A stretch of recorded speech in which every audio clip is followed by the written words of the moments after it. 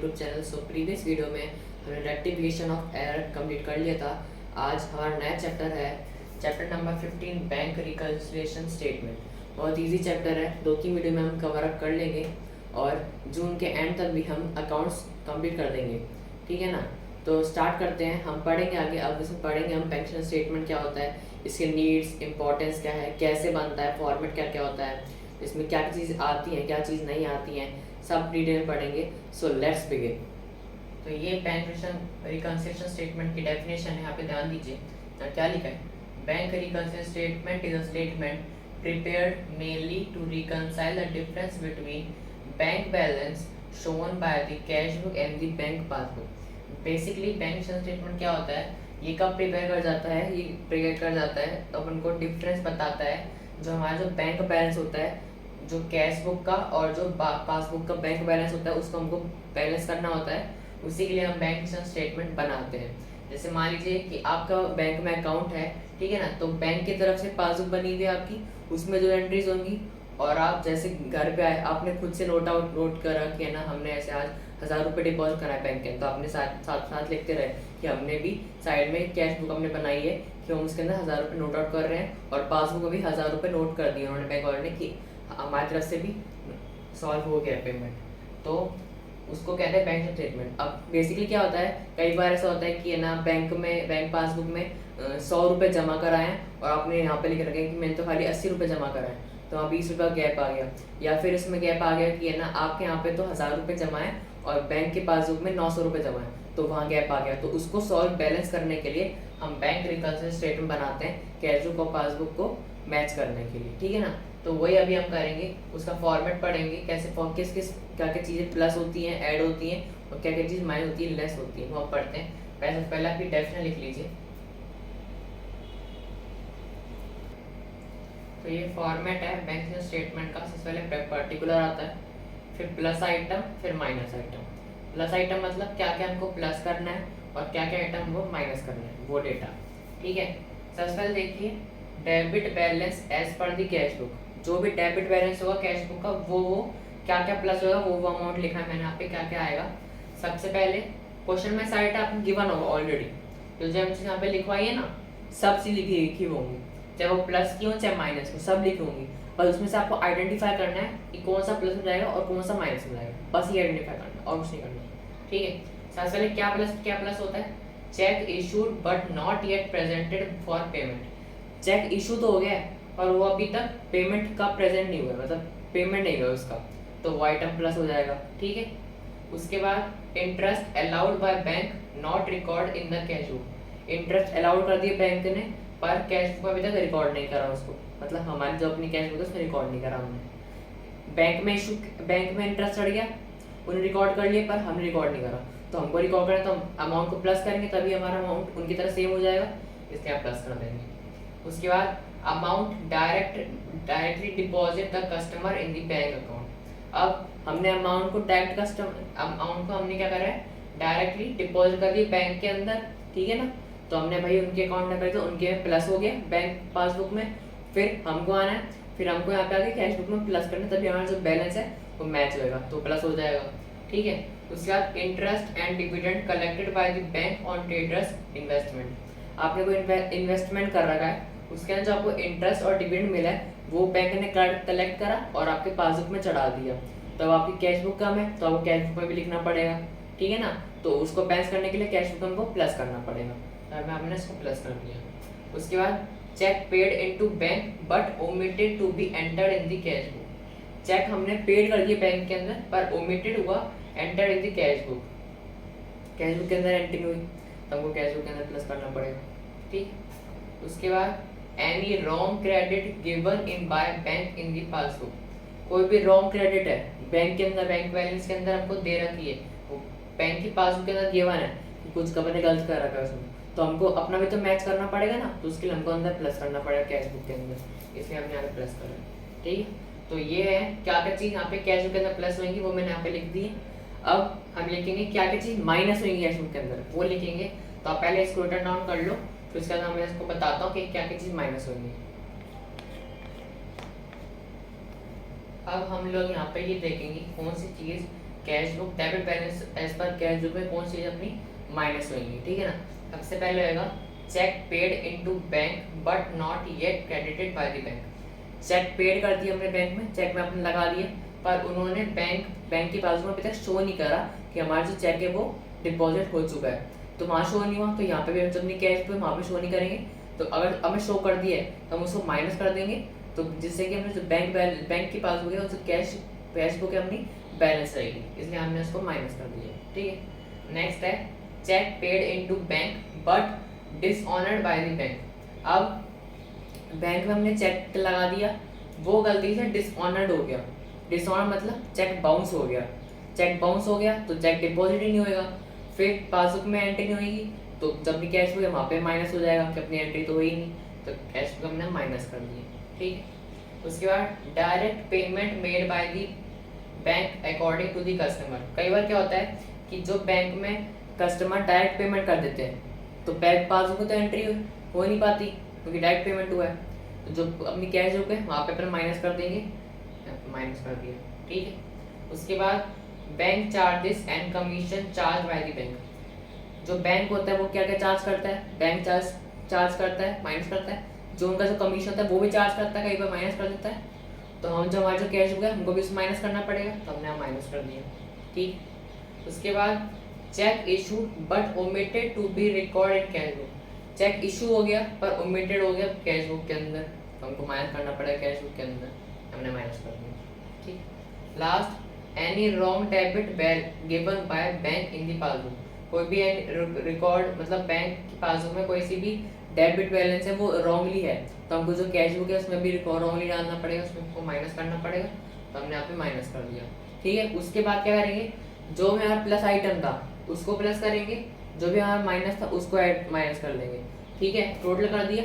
उसके बाद हमने डेबिट बैलेंस एज पर दी कैश बुक निकाला है, तो अब हम उल्टा क्या करेंगे, credit balance as per the passbook निकालेंगे। क्या कितना मतलब कैश बुक का अमाउंट कितना आ रहा है उसका बैलेंस, और किससे कंपेयर करेंगे कि पासबुक का अमाउंट कितना आ रहा है। अगर यहाँ डेबिट बैलेंस में कैश बुक के अंदर, तो यहाँ पे क्रेडिट बैलेंस होएगा पासबुक के अंदर, और अगर यहाँ पे हुआ है credit balance as per the passbook, तो यहाँ पे उल्टा हो जाएगा डेबिट बैलेंस एज पर दी कैश बुक, ठीक है। वो कैसे होएगा, मान लीजिए डेबिट बैलेंस एज पर दी कैश बुक में आपको जो जो आइटम प्लस हुए हैं वो आपको रिवर्स करने हैं, वो जब प्लस करना आइटम अपने, जब यहाँ पे आएगा credit balance as per the passbook, तो आपको जो आइटम प्लस करते हैं कैश बुक के अंदर वो आपके माइनस हो जाएंगे पूरा आइटम, और जो आपने कैश बुक के अंदर माइनस किए थे वो जब यहाँ पे credit balance as per the passbook आएगा, तो जो आपने माइनस किए थे कैश बुक के अंदर वो पासबुक के अंदर प्लस हो जाएंगे, ठीक है। उल्टा करना है, जो आपको कैश बुक के अंदर देखिए जो भी चीज़ आप बैंक कैश बुक के अंदर प्लस करेंगे वो पासबुक के अंदर माइनस हो जाएंगे, और जो चीज़ आप कैश बुक के अंदर माइनस करेंगे वो आपकी पासबुक में प्लस हो जाएंगे, इसका अपोजिट हो जाएगा और कुछ नहीं होगा, बस यही होगा, ठीक है ना। तो कंफ्यूज मत होना। तो पहले अपन इसका क्वेश्चन कर लेते हैं। पहले अपन 2-3 क्वेश्चन इसके करते हैं, कैश बुक के जो चीज़ प्लस हो रही है माइनस हो रही है डेबिट बैलेंस के, उसका हम क्रेडिट बैलेंस पे जाएंगे, ठीक है। तो ये था माइनस आइटम, कौन से माइनस आएंगी वो मैंने आपको लिखवा दी है, इनको आप लिख लो, फिर हम क्वेश्चन करते हैं, फिर इसमें हम देखेंगे कि कौन सी प्लस होगी कौन सी माइनस होगी। लिख लो आप पहले। अब अपन स्टार्ट करते हैं क्वेश्चन नंबर 1 से, ठीक है। इसमें डेटा दे रखा है debit balance as per the cash book दे रखा है 17,280, ठीक है। उसके बाद इसमें दे रखा डेटा, अब पेपर में भी ऐसे ही क्वेश्चन दे रखे होंगे आपको, इसमें से अब हमको आइडेंटिफाई करना है कौन चीज़ प्लस होगी और कौन चीज़ माइनस होगी, ठीक। फर्स्ट दे रखा है cheque send for collection has not be clear by bank. Cheque send कर दिया कलेक्शन के लिए पर वो बैंक में क्लियर नहीं हुआ, कितने का, 8,400 रुपये का। उसके बाद cheque issued but not yet presented 5,600। Debit in passbook for bank charges but not record in cash book. Bank जो पासबुक है उसमें रिकॉर्ड हो गया जो बैंक चार्जेस कटे हैं, पर कैश बुक में रिकॉर्ड नहीं हुआ 80 रुपीज़। उसके बाद interest credited by bank not record in cash book. Interest जो कटा है वो बैंक कैश बुक के अंदर रिकॉर्ड नहीं हुआ है, कितने का, 240 का। उसके बाद कस्टमर डायरेक्ट डिपॉजिट इन बैंक, कस्टमर डायरेक्ट डिपॉजिट कर दी बैंक के अंदर, तो 2,000 रुपये, कितने, ठीक है। उसका क्लब फीस कितनी है, 500 की। लाइफ इंश्योरेंस प्रीमियम है 2,500। मतलब कि ये जो दोनों चीज़ होती है ना, क्लब फीस और ये बाकी जो चीज़ें होती हैं, ये काफ़ी कई बार कैश बुक के अंदर रिकॉर्ड नहीं होती है। अगर ये आपको दे रखी है तो आप रिकॉर्ड कर देंगे, नहीं दे रखा तो अपन रिकॉर्ड नहीं करेंगे। ठीक है, अब हम बनाएंगे कैसे, मैंने आपको फॉर्मेट बता दिया है, उससे बनाएंगे। कौन सी प्लस कौन सी माइनस करेंगे। अब यहाँ पे दे रखा है डेबिट बैलेंस एज पर दी कैश बुक, तो जो लास्ट पे अमाउंट आएगा वो क्या आएगा, credit balance as per the passbook. ठीक है, यहाँ पे कैश बुक है, यहाँ पे पासबुक आ जाएगा, यहाँ डेबिट बैलेंस मतलब क्रेडिट बैलेंस आ जाएगा, उल्टा करना है, ये आपको याद रखना है। ठीक है, अब अपन स्टार्ट करते हैं। क्वेश्चन आप लिख लीजिए, फिर अपन इसका सॉल्यूशन करते हैं। नोट डाउन कर लीजिए क्वेश्चन करो आप।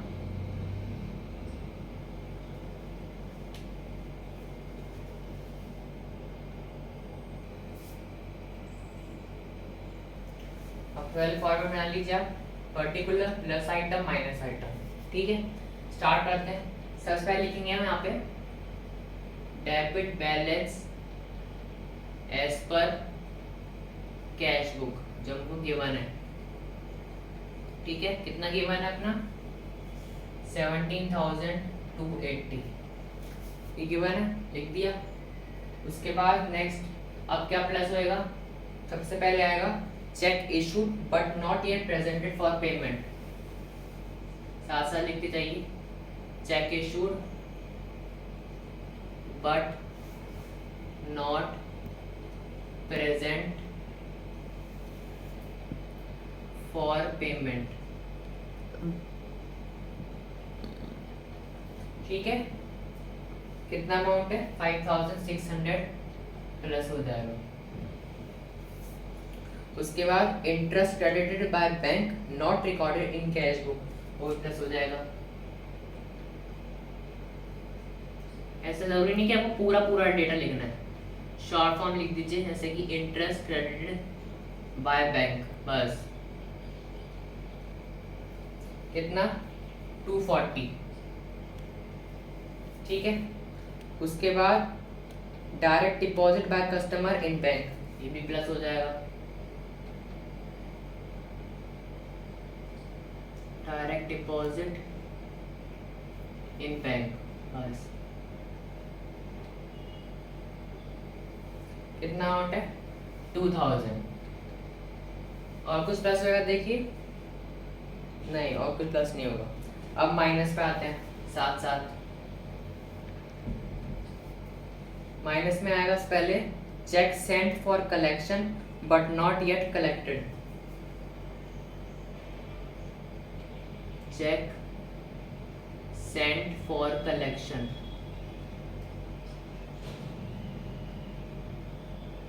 ठीक है, कितना अमाउंट है 8,400, माइनस हो जाएगा। ठीक है, उसके बाद नेक्स्ट आएगा bank charge debited in passbook but not entered in cash book, तो हम डायरेक्ट यहाँ पे लिख देंगे बैंक चार्जेस।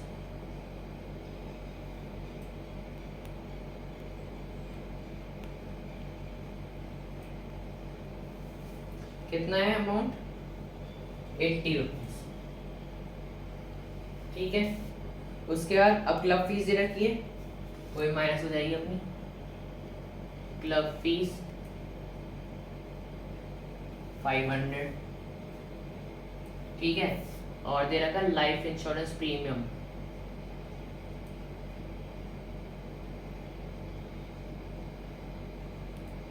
वो भी हमारा माइनस हो जाएगा। कितना है 2500। ठीक है, ये डेटा निकल दिया। अब डेबिट बैलेंस एज पर दी कैश बुक है, तो यहाँ नीचे क्या आ जाएगा credit balance as per the passbook. उसके आने से पहले हम यहाँ पे अमाउंट प्लस कर लेते हैं, प्लस पहले इसका अमाउंट प्लस कर लेते हैं 17,280 प्लस 5,600 प्लस 240 प्लस 2,000, इसका जो अमाउंट आएगा वो आएगा हमारा 25,120। ये प्लस आइटम का हो गया। अब माइनस निकाल लेते हैं 8,400 प्लस 80 प्लस 500 प्लस 11,000 प्लस 2,500, तो अमाउंट है वो आ जाएगा 11,480। ये आ गया। आप देखते हैं यहाँ पे प्लस आइटम ज़्यादा है माइनस आइटम कम है, तो अब हम बैलेंस निकाल लेते हैं। तो यहाँ पे लिखेंगे हम credit balance as per passbook.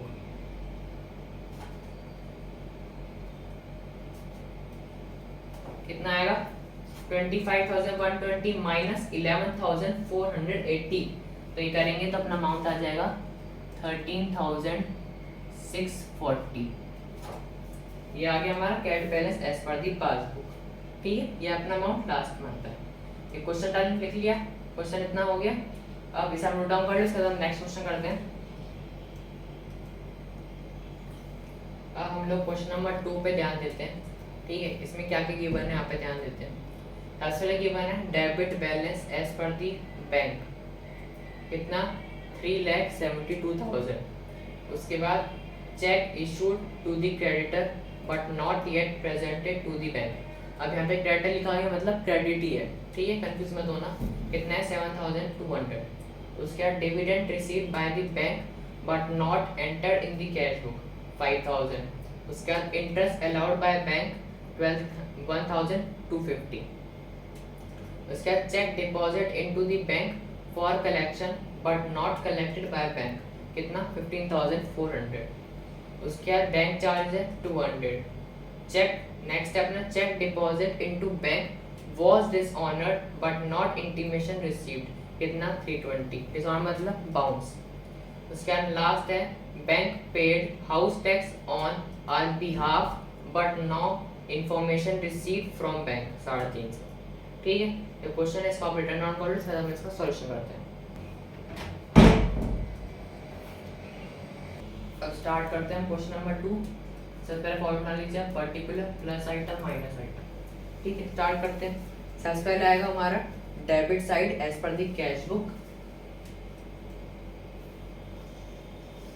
मतलब debit balance as per the cash book.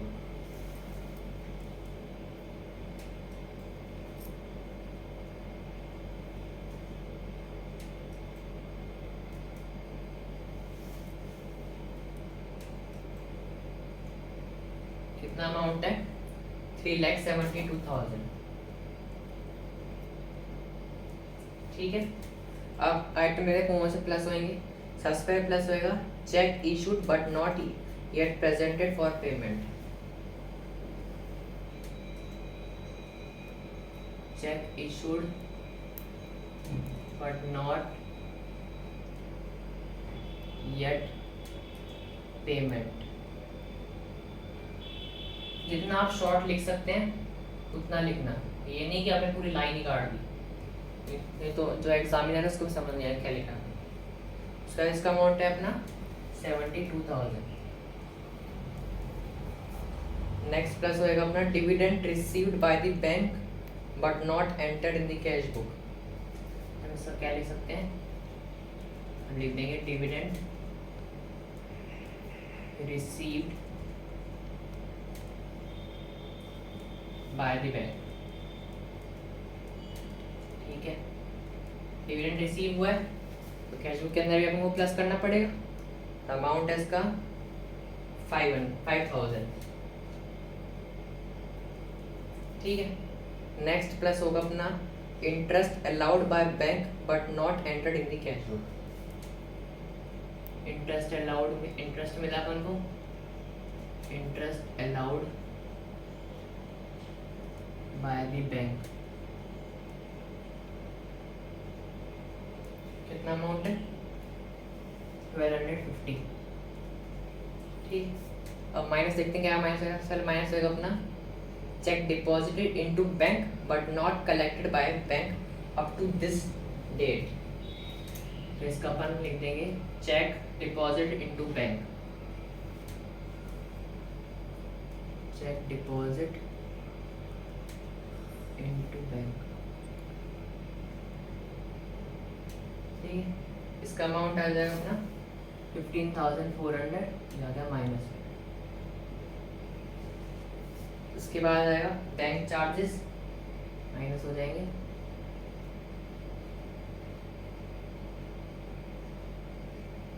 कितना अमाउंट है 200। उसके बाद cheque deposit into bank but dishonoured, bounce हो गया। चेक डिसऑनर्ड लिख देते हैं अपन, चेक डिसऑनर्ड। ठीक है, कितना अमाउंट है 320। उसके बाद लास्ट है अपना payment of house tax by bank. Payment of house tax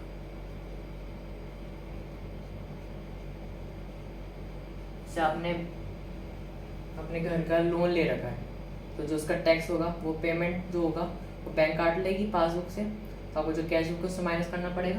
तो मैंने माइनस कर दिया 350 रुपीज़। ठीक है, हो गया इतना। अब प्लस कर लेते हैं, 3,72,000 प्लस 72,000 प्लस 5,000 प्लस 1,250। तो जो अमाउंट आ रहा है वो आ रहा है 4,50,250। ये आ गया प्लस का, माइनस ले लेते हैं 15,400 प्लस 200 प्लस 320 प्लस 350। तो ये आ रहा हमारा 16,270। ठीक है, अब डेबिट बैलेंस एज पर दी कैश बुक था, तो यहाँ आ जाएगा credit balance as per the passbook. Credit balance as per the passbook. तो 4,50,250 में से माइनस कर देंगे 16,270, तो जो हमारा अमाउंट है वो आ जाएगा 4,33,980। ये आ जाएगा। ठीक है, ये आ गया अमाउंट, क्वेश्चन सॉल्व हो गया। इजी क्वेश्चन है, आप समझ जाएंगे। अगर ये पता हो कि कौन सा प्लस है कौन सा माइनस है, तो आप इजीली क्वेश्चन सॉल्व आउट कर लेंगे। ठीक, इस रिटर्न डाउन कर लेते हैं, एक क्वेश्चन कर लेते हैं हम इसका। अब क्वेश्चन नंबर 3 करते हैं। इसमें दे रखा है डेबिट बैलेंस एज पर दी कैश बुक 8,250। उसके बाद दे रखा है cheque issued but not yet presented for payment 8,000 up to 30 June 2016 5,800। इसमें क्या दे रखा है कि चेक तो इशू हो गया है 8,000 का, पर पेमेंट कहाँ तक हुआ है 30 जून 2016 तक का, कितना 5,800। अब इसे क्या सॉल्व करेंगे मैं आपको बताऊंगा सॉल्यूशन में। उसका नेक्स्ट दे रखा है cheque sent for collection but not credited by the bank 6,000 up to 30 June 2016 4,100। ठीक है, नेक्स्ट है direct deposit in the bank by the customer 3,500। Debit side of cash book overcast 100 rupees. अब ये ओवरकास्ट क्या होता है, जो डेबिट साइड की कैश बुक की वो ज़्यादा हो गई है, तो हमको बैलेंस करना पड़ेगा क्रेडिट साइड तक की, तो हमको उसको लेस कर देंगे, तो ये यहाँ पे अपन लेस हो जाएगा 100 rupees. Rent paid by bank 800। अब कई बार क्या होता है कि रेंट पेमेंट का भी आ जाता है, पासबुक के अंदर एंट्री हो जाती है, पर कैश बुक के अंदर हम इसकी एंट्री नहीं करते हैं। पर अगर आप वहाँ पर डेटा गिवन है कि आपको दे रखा है तो आपको करना पड़ेगा। तो रेंट पेड बाय बैंक 800। उसके बाद इंटरेस्ट क्रेडिटेड बाय बैंक 320 और बैंक चार्जेस 40 रुपीज़। सॉल्व करते हैं हम। ठीक है, तो मैं ये जो अपना टॉपिक था पहले वाला डेबिट बैलेंस ऐसा है कैश बुक का, इसके 3 क्वेश्चन मैंने आपको इसलिए कराए कि आपको जो टॉपिक है वो क्लियर हो जाए। ठीक है, तो आप पहले इसको नोट डाउन कर लो, उसके बाद हम आगे बढ़ेंगे credit side of the cash book वाला। ठीक है, मैं इसको नोट डाउन करूँ, इसका सॉल्यूशन करते हैं पहले। अब क्वेश्चन नंबर 3 का सॉल्यूशन स्टार्ट करते हैं। तो सर अपन फॉर्मेट बना लेंगे particular plus item minus item. ठीक है, ये आपने बना लिया हुआ ऑलरेडी। तो स्टार्ट करते हैं। सबसे पहले आएगा अपना डेबिट बैलेंस एज पर दी कैश बुक।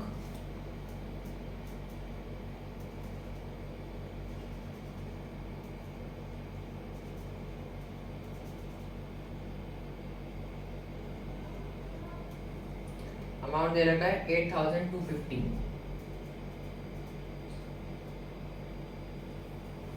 ठीक है, अब कौन सा आइटम प्लस होएगा, पहला आइटम प्लस होएगा अपना check issued but not presented for payment. Check issued but not presented for payment. ठीक है, अब इसमें दे रखा था 8,000 और अब कहाँ तक करना था, अब तो अपन को 30 जून 2016 तक का 5,800। तो हम क्या करेंगे इसके अंदर, हम 8,000 माइनस 5,800 कर देंगे। ठीक है, जब अमाउंट आएगा वो आ जाएगा अपना 2,200। ठीक है। अगर हमको एक ही 8000 दे रखा होता तो अपन 8000 यहाँ पर लिख देते। हमको यहाँ दे रखा था 8000 तो इशू किया था, पर उसके बाद कहाँ तक अपन को पेमेंट करना था, 32,016 तक करना था, और अमाउंट क्या दे रखा था हमको 5800, इसलिए हमने 8000 माइनस 5800 करा है, तो अपना अमाउंट है वो आ गया 2200। ठीक है, अब नेक्स्ट आगे बढ़ते हैं। और प्लस हो जाएगा इसमें direct deposit bye the customer, direct deposit bye the customer, इसका अमाउंट आ गया हमारा 3500। ठीक है, और प्लस हो जाएगा इसके अंदर interest credit by bank, interest credited by bank. ठीक है, ये अमाउंट आ गया हमारा 320। ये हो गया। अब माइनस में बढ़ते हैं। सबसे पहले आएगा अपना cheque sent for collection but not credited by the bank, तो हम यहाँ पे लिखेंगे चेक सेंट फॉर कलेक्शन। कितना अमाउंट है 6000, पर कहाँ तक करना है 32/2016 तक, तो अमाउंट कितना था 4100, तो हम 6000 में से माइनस कर देंगे 4100, तो जो अमाउंट है हमारा वो आ जाएगा 1900 माइनस में। ठीक है, नेक्स्ट है अपना debit side of the cast, cash flow overcast बढ़ गई थी, हमको लेस करनी पड़ेगी। Debit side of cash book overcast, कितना अमाउंट है 100 रुपीज। ठीक है, next rent paid by the bank, minus हो जाएगा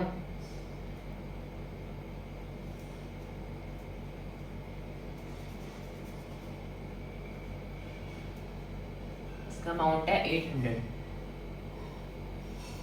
ठीक है, लास्ट अपना बैंक चार्जेस,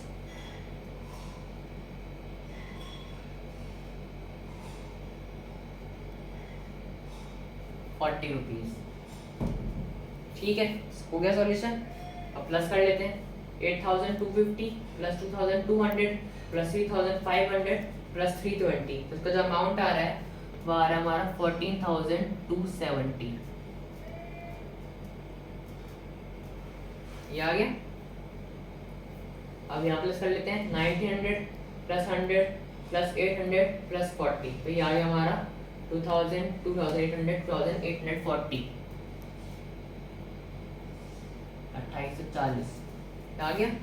अब डेबिट बैलेंस एज पर दी कैश बुक था, तो यहाँ नीचे क्या आ जाएगा credit balance as per the passbook.